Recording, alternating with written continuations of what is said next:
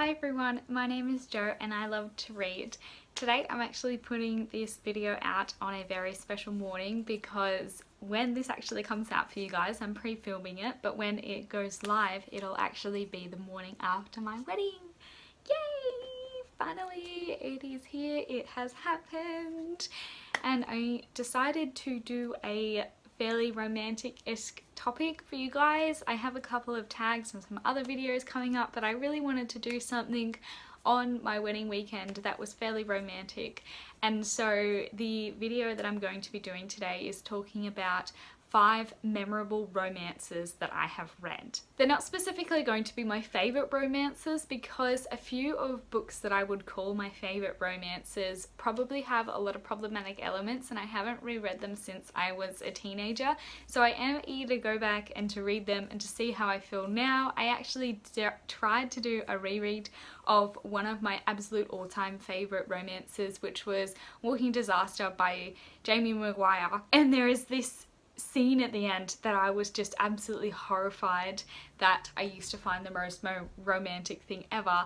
because it is such a flag for abuse and for these other characters letting abuse happen. Like, it was just, ultimately it works out good for the girl in the end and nothing, you know, nothing bad happens, but it's still one of those things where I would like to go back and read it with the eyes of someone who is more open to domestic abuse and violence, and just to see how I feel about some books that I still would hold as a favourite romance. So that's why I'm not doing a favourite one, but I'm still going to talk about 5 romances that I think are very memorable. This video is going to be containing spoilers for some of the books, and I will give you a list of them briefly after I tell you that I hardly ever watch videos, or I never do actually. I never watch videos that are like favourite couples or blah blah blah blah blah, anything to do with telling me who couples are. I don't want to listen to it because, or I don't want to watch it because one of my favourite things is being surprised and caught off guard in a romance. So I don't want to be walking into the book,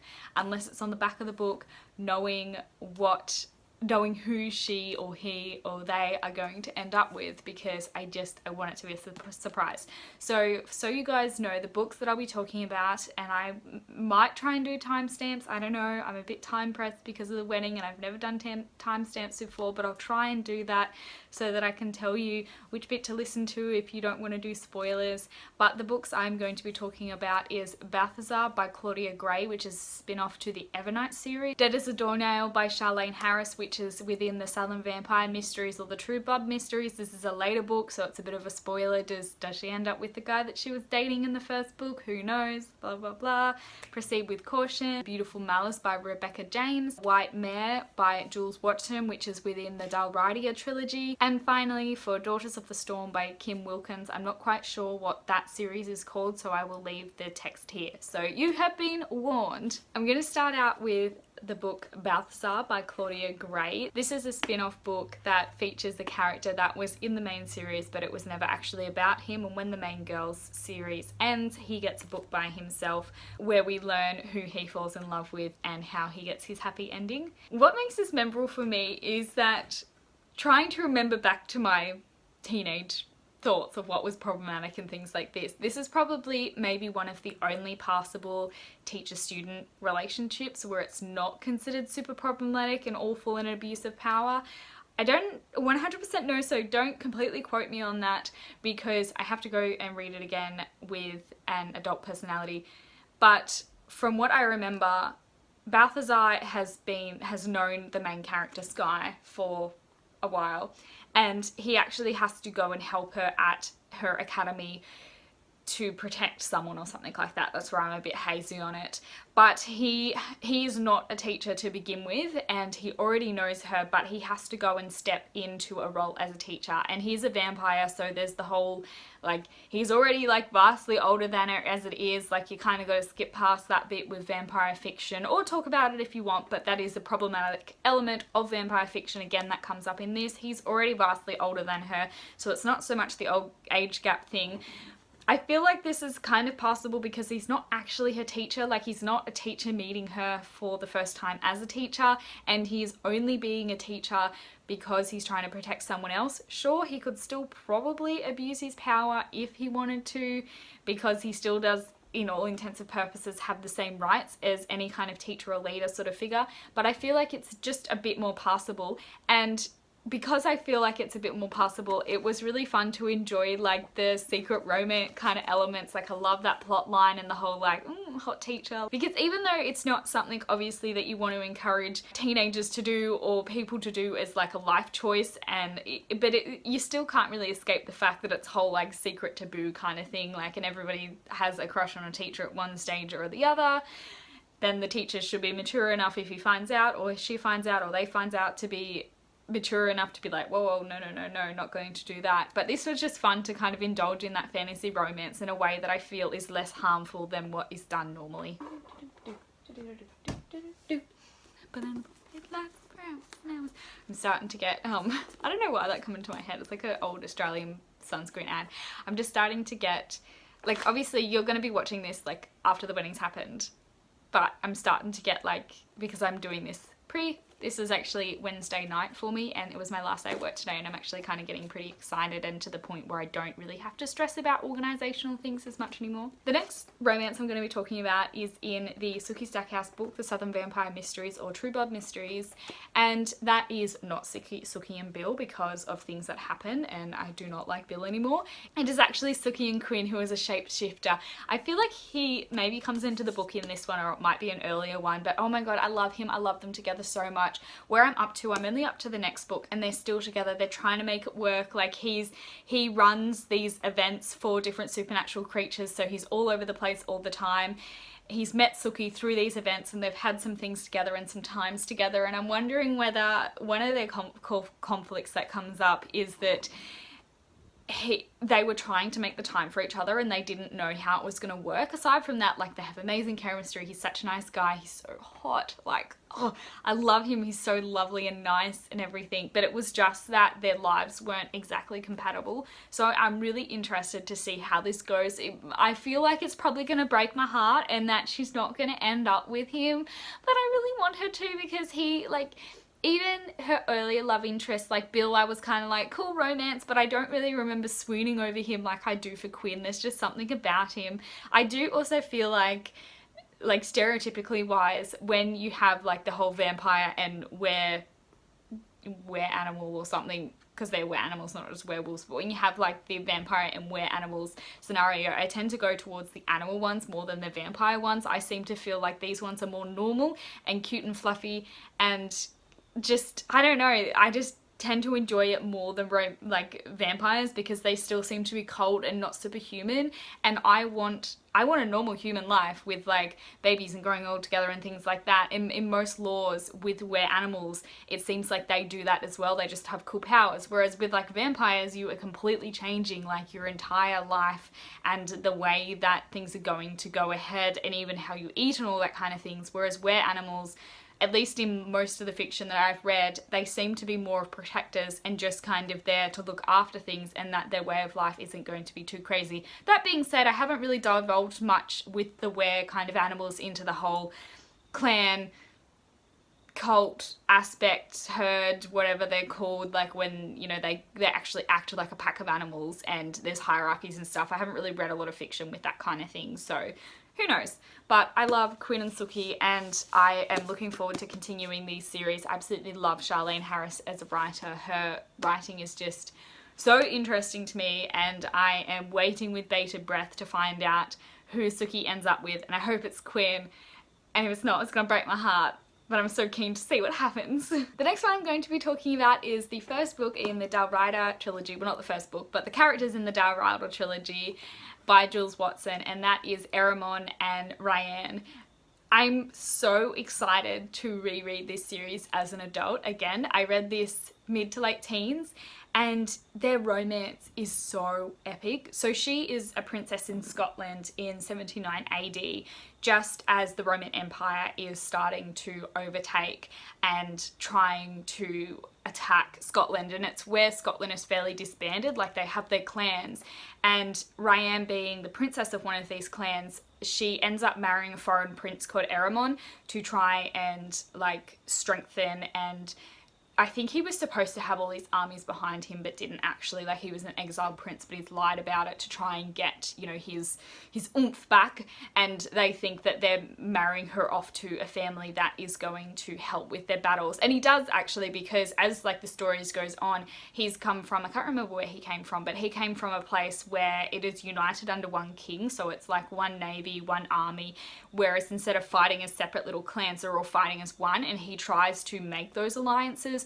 between like the other clans together to try and put a new united front against the Roman army. But they're like, oh, aside from all of that, which I'm so impressed and surprised at me for being able to talk about this so well, even though it's been 10 or more years. Like, it's been a long time since I've read this, but I really love the romance aside from all the plot stuff, because we have Ryan, who she was raped a couple of years ago or before he came into it, and so she is very fearful of men, and having to obviously go into arranged marriage is traumatizing enough as it is, on top of actually having been raped before.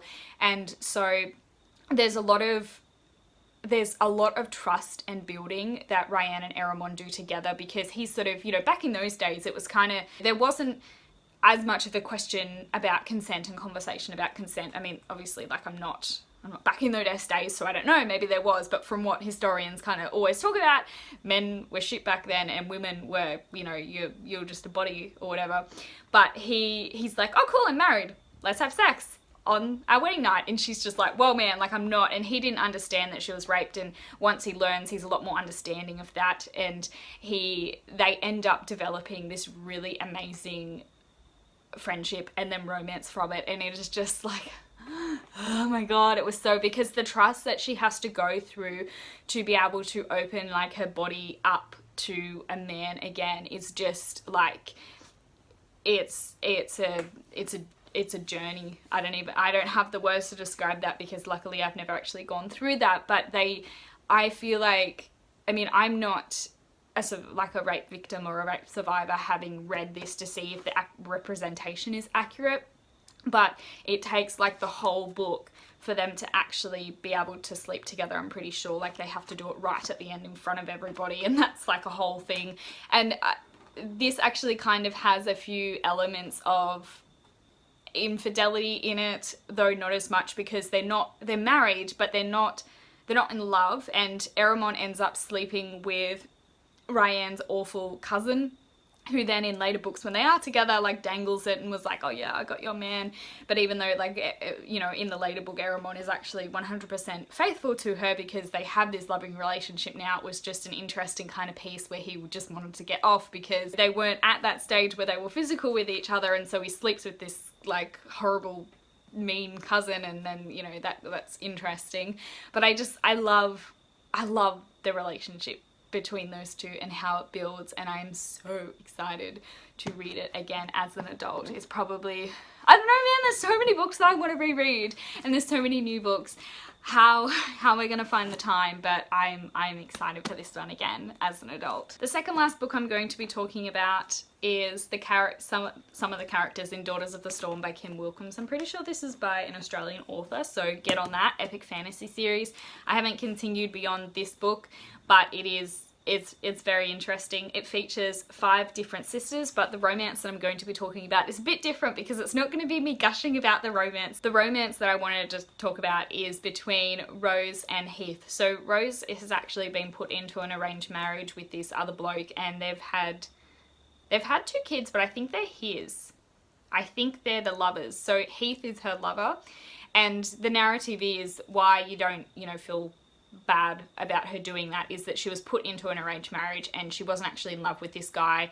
I think from memory, he may have been nice at the beginning and she was in love, but then he turned a bit like funny, so she's just not into that anymore. But it's just interesting watching her dynamic between like Rose and Heath, because it's, not I always, but I think I've talked about before how I really want to read a romance where the two main couple that are always like, oh my god, we're gonna run away together for whatever reason, and they go to do it, but then plot happens and they don't, and like one dies, or you know, they go away and then they have to come back, and it's just not the whole going off and starting a new life journey that I want it to be. These two people, Rose and Heath, is what I wanted, because they are riding together, and I'm pretty sure they're riding with her kids by themselves, and Heath's like, let's go, let's do it, let's go start a new life, let's go run where nobody can see us, and we're gonna work hard, and it's gonna be difficult, but we're gonna be able to be with the people that we love, with the kids that we want. And Rose is kind of like, man, I love you, dude, like you're amazing, and I really enjoy your company, and I wish that I could have married you instead. But she's the kind of character that is really used to creature comforts, isn't very good at hard work, but also she knows that her actual husband would chase her to the ends of the earth if she took her kids, and that she couldn't leave her kids behind. And that is 100% understandable from a mother's perspective. So it's really interesting to kind of see her being pulled in both directions, and she's kind of not able to give herself 100% to one life because she's being torn all the time. But ultimately she wants to do whatever she can to ensure that her kids are happy and safe and that she can see them.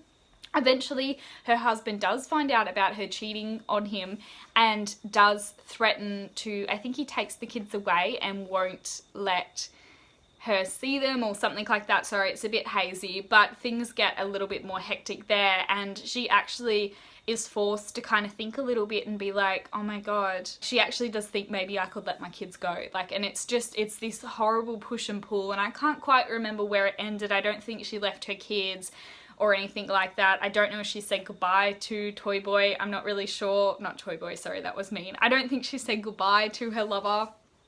But I am curious to see how it develops over the rest of the story, because her husband is a powerful man. I'm pretty sure he's the king of another land that they have to have an alliance with, and she's just friggin' pissed him off. And like, I mean, it's not fair, because arranged marriages are awful. Like, marriage and something to do with love should never be a business transaction unless you're actually allowed to be with someone that you love. But then it's not, you know, it doesn't work. Like, the way that our marriage is structured doesn't work. That's why we invented business partners, so that we can, you know, make these things and you don't have to sacrifice your own happiness and your own love for that. And the final book I'm going to be discussing, the final characters, is he's probably my favorite ever. Like, I know I wasn't going to play favorites, but it's not my favorite romance, but he's my favorite male love interest. So much so that I don't even remember the main character's name, but I remember his name. So I'm gonna go Catherine. That's what her name is.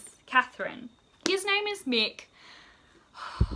Like, be still my beating heart. I love him. He's just, and he has stuck with me for years. Beautiful Malice by Rebecca James. Pretty sure Rebecca is also another Australian author, because her people actually go on a holiday, and I have been to that town in Australia, so that doesn't often happen. It's based in Sydney. So it was really cool to read. This is such a cool psychological thriller on its own, romance aside. Like, the romance does play an integral part to the plot, especially in the later plot. But to begin with, it is a wild ride. The main character, Catherine, is moving away from her town, and she moves to this new place and ends up making friends with this toxic girl. Like, making a toxic friendship with this girl. And during a truth or dare game, they end up finding out that back in her old town, Catherine and her sister were abducted, and somehow Catherine was able to have an opportunity to escape, and she does, and leaves her sister there.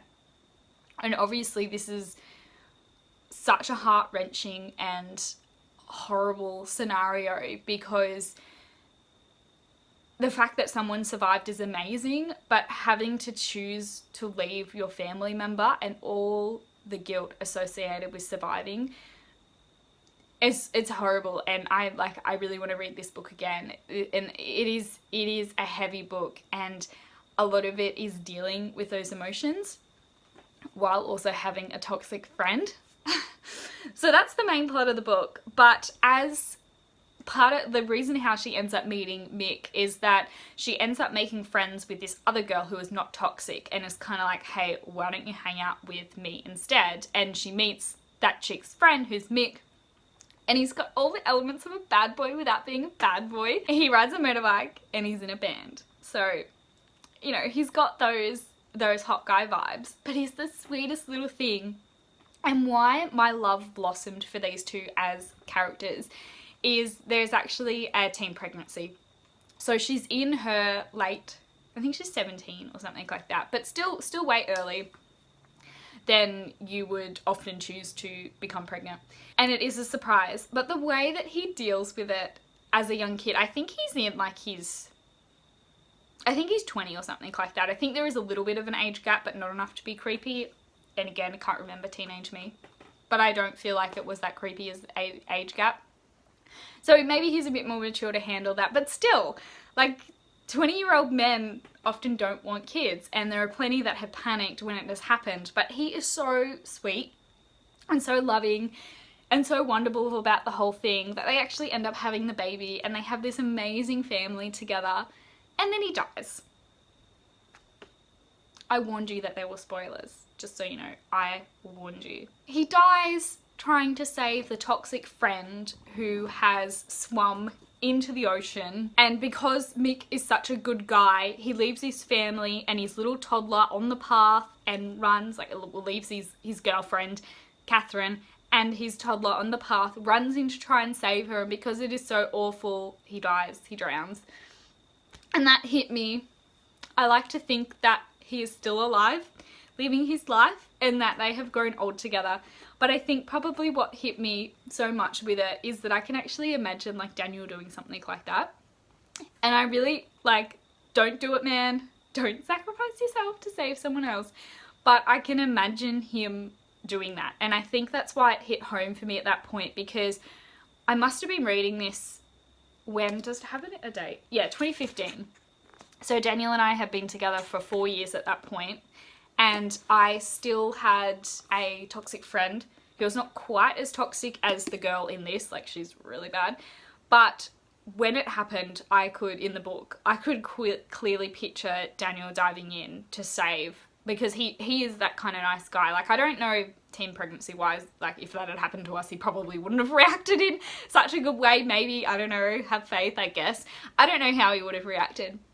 But just that scene where Mick dies, I can imagine him doing that. I can imagine him jumping in the water to try and save someone, and hopefully he is a stronger swimmer than Mick. I don't know. Hopefully it never has to happen, but I think that's why it hit me so much, because I already was in love with this guy, and then that happened. That's my 5 memorable romances. Thank you so much if you've watched all the way to the end of this video, or thank you anybody who has watched any part of this video. What are some memorable romances of yours? Can you let me know? Please don't tell me who they end up with though, just tell me the book. I don't want any spoilers, just be like, read this book, it's so good, and then I'll read it, probably one day. Have you read any of these? Tell me what you think of the romances as well in the comments below, but try and add spoilers, because we don't want to, try and add like a spoiler caption if you're going to put in spoilers, because we don't want to spoil people. Thanks so much, everybody. Thank you so much for all of your well wishes as well in the lead up to the wedding and listening to me vlog about it. I'll have another vlog out next Wednesday, hopefully, because we'll actually have some downtime after the wedding before going on our honeymoon, and hopefully you'll get some wedding shots in the vlog. But I will talk to you guys soon in my next video. Don't forget to like this video if you liked it, comment if I've inspired you to do so, and subscribe if you want to see more from me. I'll catch you guys later. Bye!